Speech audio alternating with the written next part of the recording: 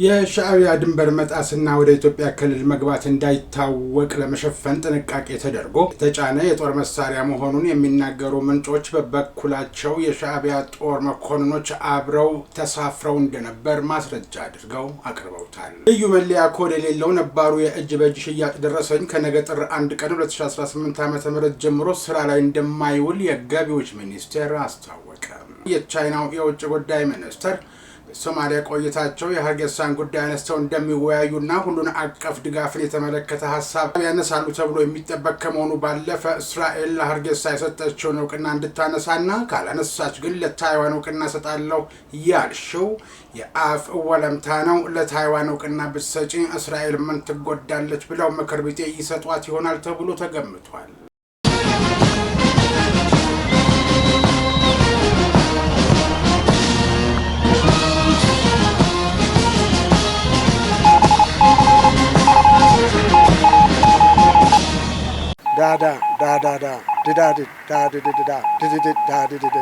ሞርስ ማለት ይችላል። ይህ ሞርስ ነው የሚያዘጋጀው ወንድም ኢዮብ። ጤና ይስጥልኝ ተመልካቾቻችን፣ በሞርስ ኮሚኒኬሽን ተዘጋጅቶ የሚቀርብላችሁ የዜና መርሃ ግብር ሲሆን በምድር ኃይል ፎሌን ሲነፋ፣ በባህር ኃይል ማስተሪንግ፣ በአየር ኃይል ፓሬድ ሲደረግ ወደ እናንተ የሚደርሰው የሐሙስ ታኅሳስ 30 ቀን 2018 ዓ.ም የሞርስ ዜና እነሆ ጀመረ።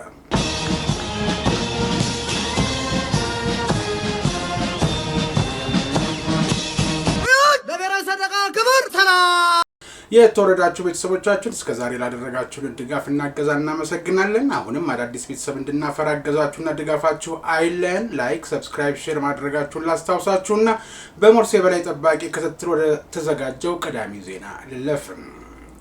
አዲስ አበባ ፖሊስ ጠቅላይ መምሪያ የዘንድሮው የገና በዓል በአብዛኛው በሰላም በመጠናቀቁንና በአንጻሩ በበዓሉ ዋዜማና በዕለቱ በተከሰቱ የትራፊክና የከሰል ጤስ አደጋዎች የ4 ሰዎች ሕይወት ማለፉን አስታወቀ።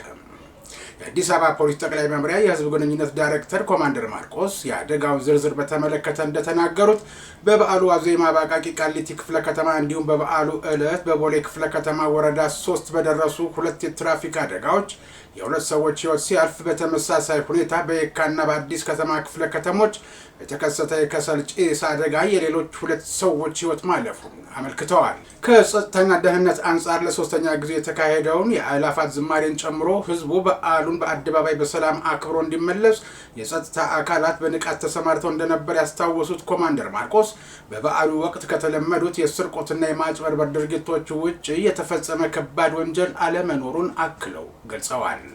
በሌላ በኩል በበዓሉ ዕለት ለትራፊክ ደህንነትን ለማረጋገጥ በተመረጡ 5 ቦታዎች በ395 ተሽከርካሪዎች ላይ የአልኮል መጠጥ ቁጥጥር የተካሄደ ሲሆን አልኮል ጠጥተው ሲያሽከረክሩ የተገኙ 28 አሽከርካሪዎች ላይ አስፈላጊው ሕጋዊ እርምጃ የተወሰደባቸው መሆኑን ነገሩኝ ብሎ የዘገበው አሃዱ ነው።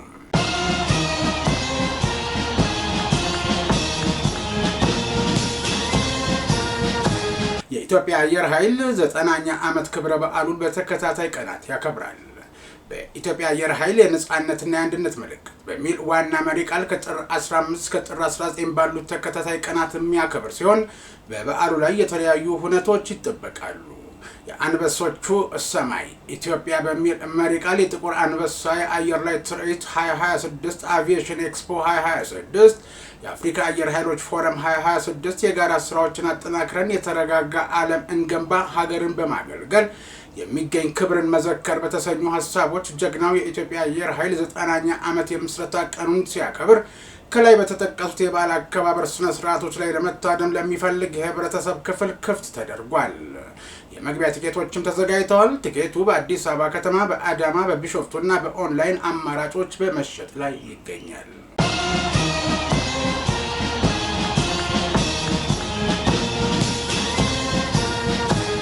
የትራፊክ ማኔጅመንት ባለስልጣን የሥነ ምግባር ጉድለት እንዳለባቸው ባረጋገጠባቸው ከ35 በላይ ሰራተኞች ላይ ከማስጠንቀቂያ እስከ ስራ ማሰናበት የሚደርስ አስተዳደራዊ እርምጃ ወሰድኩ አለ።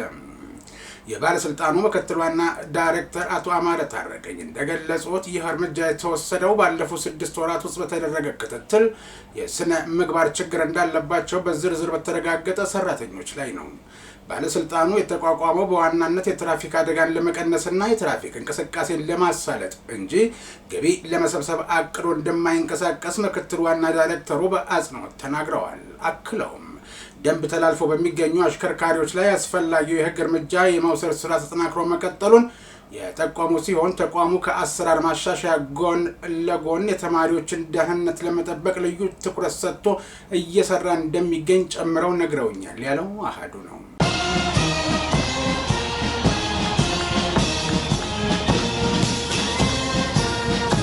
ሎዛ ሁነቶች አዘጋጅ በፌዴራል ማረሚያ ቤቶች ኮሚሽን ከቂሊንጦ ቀጠሮ ማረፊያ ማዕከል ጋር በመተባበር ከህግ ታራሚዎች ጋር የገናን በዓል ዋዜማ አከበረ። ማሪያን የኪነ ጥበብ ባለሙያዎች፣ የሙዚቃ መሳሪያ ተጫዋቾች፣ ቲክቶከሮች እና ዩቲዩበሮች የተገኙ ሲሆን የማረሚያ ቤቱ አስተዳደር ዳይሬክቶሬት ዳይሬክተር ድሪባ ሰንበታ አቀባበል አድርገውላቸዋል። ኢንስፔክተር ድሪባ እንኳን ደህና መጣችሁና የእንኳን አደረሳችሁ መልእክት ያስተላልፉ ሲሆን ኮማንደር አቦነሽ ታስሬ ጠይቃችሁኛል፣ ክርስቶስ በመጨረሻ ዘመን በፍርድ ቀን የሚጠይቀውን ዛሬ መልሳችኋልና እንኳን ደስ አላችሁ ብለዋል። ሊቀ አእላፍ ቀሲስ በላይ መኮንን የቀድሞ ጠቅላይ ቤተ ክህነት ምክትል ስራ አስኪያጅ እንኳን ማረሚያ ቤት ገባሁ ባልገባ ኖሮ እየሄድኩ እወድቅ ነበር በማለት እግዚአብሔርን አመስግነዋል። ከበጎ አድራጊዎች የተሰበሰቡትን የፍጆታ እቃዎች በሊቀ አእላፍ ቀሲስ በላይ መኮንን የቀድሞ ጠቅላይ ቤተ ክህነት ስራ አስኪያጅ አማካኝነት ለማረሚያ ቤቱ ኃላፊዎች ርክክብ ተደርጓል።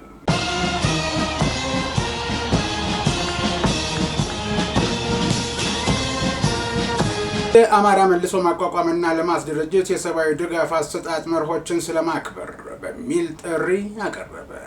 አመልድ ኢትዮጵያ በጥሪው ማንኛውም ድጋፍ ያለምንም የሃይማኖት፣ የፖለቲካ፣ የባህልና የዘር ተጽዕኖ አድሎ ሊከናወን እንደሚገባ ዓለም አቀፍ የሰብአዊ ድጋፍ አሰጣጥ መርሆች የሚያዙ መሆናቸውንና የተባበሩት መንግስታት ድርጅት የጋራ ስምምነቶች ላይ በግልጽ እንደተቀመጠውም ማንኛውም ግለሰብ የረጂውን አካል እምነት ወይም አስተሳሰብ እንዲቀበል ሳይገደድ ሰብአዊ ድጋፍ የማግኘት የማይገሰስ መብት እንዳለውም አስታውሷል።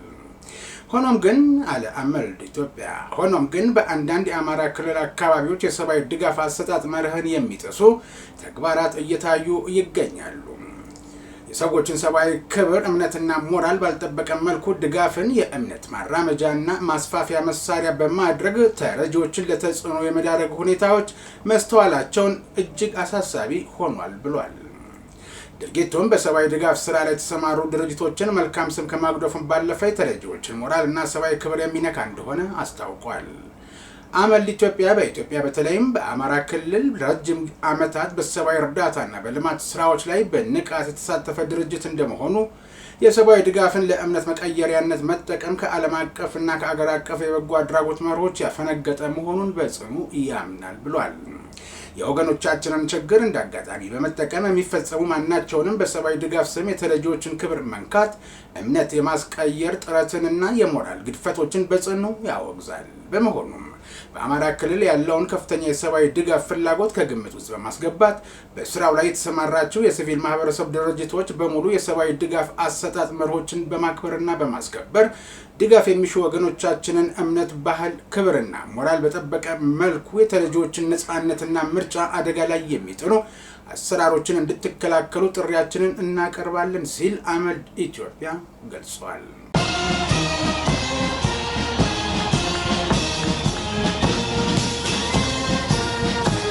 የኢትዮጵያ ብሔራዊ ምርጫ ቦርድ በኢትዮጵያ መጀመሪያ የሆነውንና በ30 በመቶ የምርጫ ጣቢያዎች ተግባራዊ የሚደረገውን ዲጂታል የመራጮችና የእጩዎች መመዝገቢያ ሲስተም ይፋ አደረገ። ቦርዱ ሲስተሙን ይፋ ያደረገው ታህሳስ 27 ቀን 2018 ዓ.ም ከፍተኛ የመንግስት ኃላፊዎች፣ የፖለቲካ ፓርቲዎች፣ የሲቪክ ማህበረሰብ ድርጅቶችና የሚዲያ ኃላፊዎች በተገኙበት ነው። በአገሪቱ ስፋትና ከመራጮች ቁጥር አኳያ ቦርዱ ተግባራዊ ለማድረግ የሞከረው በተወሰኑ የምርጫ ጣቢያዎች እንደሆነ የገለጹት የቦርዱ ሰብሳቢ ሜላትወርቅ ኃይሉ ከ55,000 የምርጫ ጣቢያዎች 30 በመቶ በሚሆኑት ላይ ብቻ እንደሆነ ተናግረዋል። ቦርዱ ስድስተኛውን ሀገራዊ ምርጫ ካካሄደ በኋላ የነበረው ጠንካራና ደካማ ጎን ላይ ጥናት ማድረጉን ጥናቱ ካካተታቸው 6 ጉዳዮች አንዱ የሆነው ኢኖቬሽንና ቴክኖሎጂን መሰረት በማድረግ ላለፈው 1 ዓመት ከ8 ወራት ሶፍትዌር ሲያለማና ሲያዘጋጅ መቆየቱን አስረድተዋል። ቴክኖሎጂ ምርጫን በገለልተኝነትና ትክክለኛነትና አካታችነትን ለማረጋገጥ በየምርጫ ዓመቱ ለመራጮችና ለእጩዎች ምዝገባ የሚወጣውን ወጪ ለመቀነስና ዓለም የደረሰበትን ምርጫን በቴክኖሎጂ የማካሄድ ስራ ተግባራዊ ለማድረግ መንደርደሪያ የሚሆን ነው ብለዋል።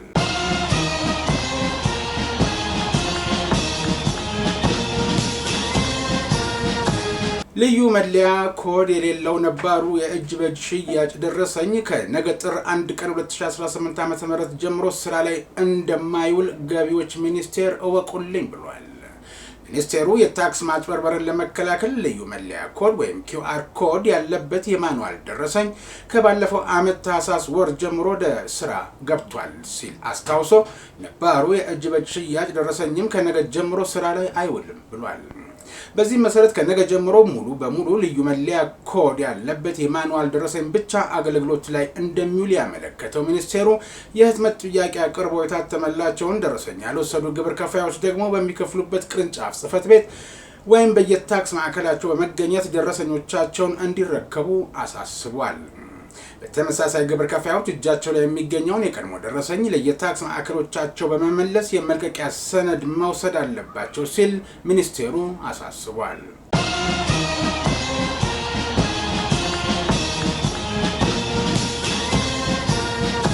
የቻይና የውጭ ጉዳይ ሚኒስትር ዋንግ ይ ለተከታታይ 5 ቀናት ኢትዮጵያን ጨምሮ 4 ሀገራትን ለመጎብኘት ከቢሮአቸው ወጥተው አዲስ አበባን ቀዳሚ መዳረሻ አድርገዋል።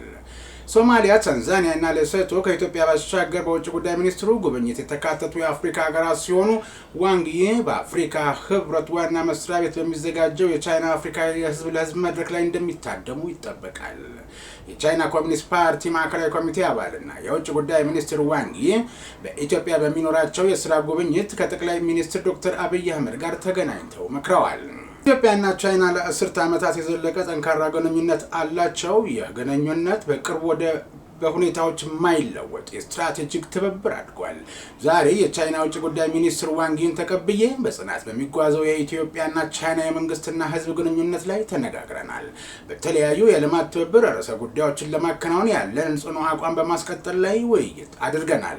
በኢኮኖሚ፣ ንግድ፣ መሰረተ ልማት፣ የኃይል አቅርቦትና ትራንስፖርት ብሎም አዲስ በመፈጠር ላይ ባሉ እንደ ኢኮሜርስ፣ ዲጂታል ኢኮኖሚ፣ ሰው ሰራሽ አስተውሎትና አረንጓዴ ኃይል ልማት ላይ ብራችን ለማጠናከር ተወያይተናል ሲሉ ጠቅላይ ሚኒስትር ዶክተር አብይ አህመድ በይፋዊ የማህበራዊ ገጻቸው ላይ ያጋሩት መልእክት ያስረዳል። ከሌሎች ከፍተኛ የመንግስት የስራ ኃላፊዎች ጋርም በሚኖራቸው ግንኙነት የሁለቱ ሀገራት ወቅታዊ ትብብር፣ የቻይና ባለሀብቶች በኢትዮጵያ ተጨማሪ መዋለ ንዋያቸውን በሚያፈሱበት ሁኔታ፣ በቡድን 20 ማዕቀፍ፣ የዕዳ ሽግሽግ፣ የኢትዮጵያ ህልውና ጥያቄ የሆነው የቀይ ባህር ጠረፍ ተዋሳኝ የመሆን ጽኑ ፍላጎት፣ የአፍሪካ ቀንድ የፖለቲካ ሁኔታና በሌሎች ጉዳዮች ዙሪያም በስፋት እንደሚመክሩ ይጠበቃል። የቻይና ውጭ ጉዳይ ሚኒስትር ለመጨረሻ ጊዜ በሶማሊያ ጉብኝት ያደረጉት በአውሮፓውያኑ በ1980ዎቹ እንደሆነ የዜና ወኪሉ ሮይተርስ ዘግቧል። ከውጭ ጉዳይ ሚኒስትሩ አፍሪካ መዳረሻዎች መካከል በቀዳሚነት የተጠቀሰችው ኢትዮጵያ ትሁን እንጂ በኢትዮጵያ በሚኖራቸው ቆይታ በአፍሪካ ህብረት ዋና መስሪያ ቤት በሚካሄደው የቻይና አፍሪካ የህዝብ ለህዝብ ግንኙነት የመክፈቻ ስነስርዓት ላይ እንደሚገኙ ተገልጿል። እስራኤል ከሶማሊያ ተገንጥላ ነፃነቷን ላወጀችው ሶማሌላንድ የመጀመሪያውን የአገርነት እውቅና ከሰጠች በኋላ የሚደረገው ይህ ጉብኝት ለሞቃዲሾ ዲፕሎማሲያዊ ድጋፍ ሊሰጥ እንደሚችልም ሮይተርስ አመላክቷል።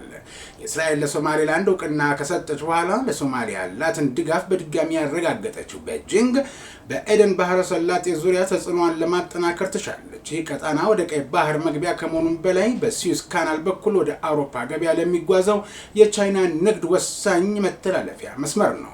ከታህሳስ 29 ቀን እስከሚቀጥለው ሳምንት ሰኞ ጥር 4 2018 የሚቆየው ጉዞ የቻይና የውጭ ጉዳይ ሚኒስትር በአዲሱ የአውሮፓውያን ዓመት የሚያደርጉት የመጀመሪያው ጉብኝት እንደሚሆን መግለጫው ያስረዳል።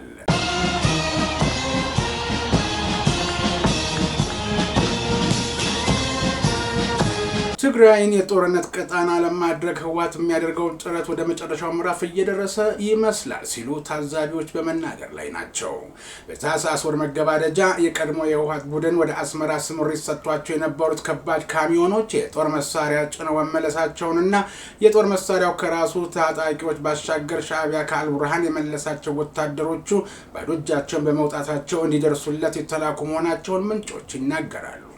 15 በሚሆኑ ወታደራዊ ተሽከርካሪዎች የተጫነው መሳሪያ መነሻው ሰንአፌ እንደነበረና በዚያ ስፍራ ደግሞ ወያኔ ጽሕፈት ቤት ከፍቶ ከሻዕቢያ ጋር በቅርበት የጥፈት አጀንዳውን እያከናወነ መቆየቱን ያስታወሱት ምንጮች ራሱ ለመጀመር እየተዘጋጀበት ላለው ጦርነት መጠቀሚያ ይሁን ወይም የሻዕቢያ ድንበር መጣስና ወደ ኢትዮጵያ ክልል መግባት እንዳይታወቅ ለመሸፈን ጥንቃቄ ተደርጎ የተጫነ የጦር መሳሪያ መሆኑን የሚናገሩ ምንጮች በበኩላቸው የሻዕቢያ ጦር መኮንኖች አብረው መመለሳቸውን ማስረጃ አድርገው ያቀርቡታል። ይህንንም ሲያጠናክሩ የጉዞ ሰዓት በውድቅ ሌሊት መሆኑና በዛላምበሳ በኩል አልፈው ሰንአፌ መግባታቸውን ሌሊቱን ተጭኖ መመለሳቸውን በመጥቀስ የሚናገሩት ምንጮች ተሽከርካሪዎቹ ሲወጡም የጫኑ የገንዘብ ግምቱና አይነቱ በውል ያልታወቀ ኮንትሮባንድ ነበረው ይላሉ።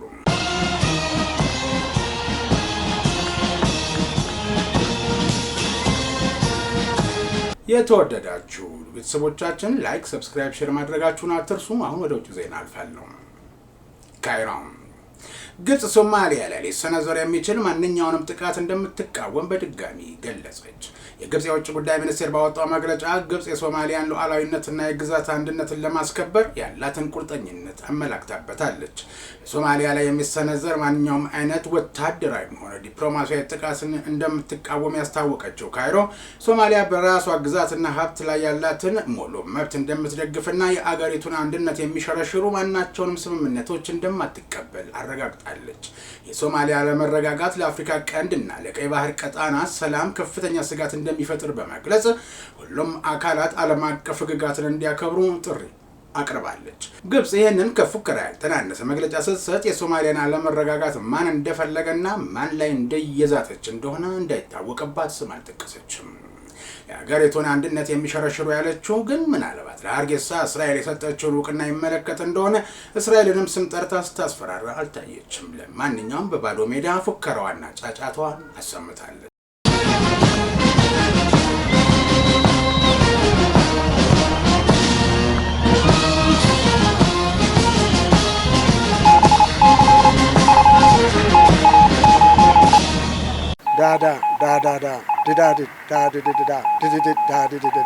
ሞርስ ማለት ይችላል።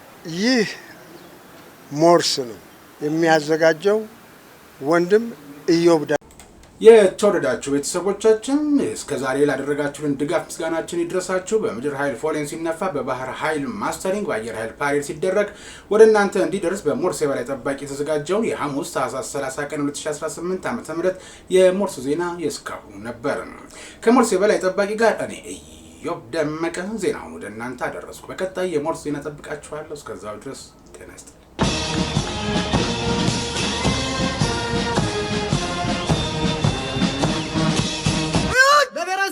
ክብር ሰላም